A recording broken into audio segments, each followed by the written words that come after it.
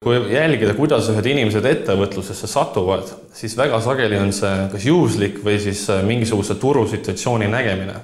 Mis minuga juhtus oli see, et ma läksin ennast pakkuma erinevatele Panama suurettevõtetele internetiturundajaks.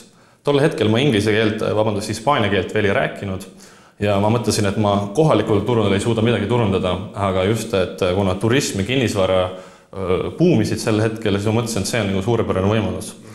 Ja peale, kui ma olin saanud mingi 3.–4. eitava vastuse, mis kõlas nii, et me oleme huvitatud, meil oleks seda vaja, aga täiskohaga ei ole kindel. Ja siis lõigi tuluka põlema, suurepärane, aga ma olen oma ettevõtte ja pakun seda teenusena. Ja nii oligi, et samadele ettevõtetele siis ütlesin, et ma nüüd soovin teile teenust pakkuda, tööle ei saa tulla ja alustasin siis põhimõtteliselt esimesest päevast klientidega.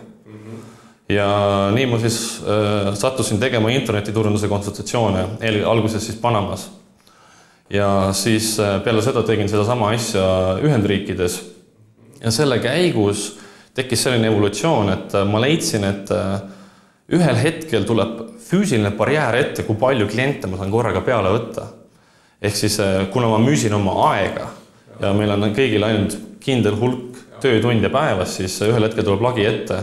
Ja kasvamiseks on vaja siis teha rohkem aega ehk võtta juurde rohkem inimesi.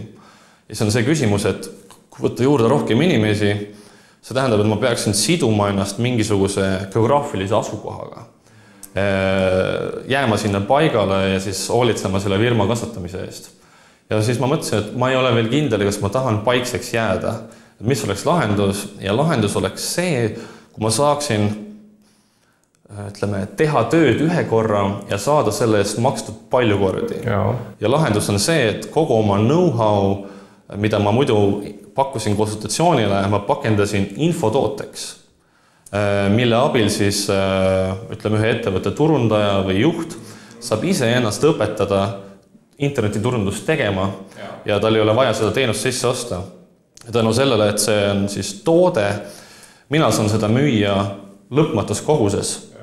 Ehk siis ma ühe korra ainult töötan selle kokkupanemisel ja edasi, kas ma müün 1 ühik või 1 miljon ühikut, mul vahet ei ole.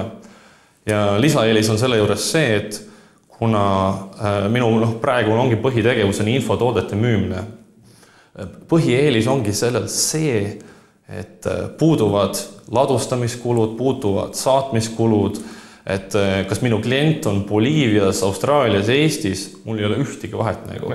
Kõik saavad seda võrdselt kiiresti kätte.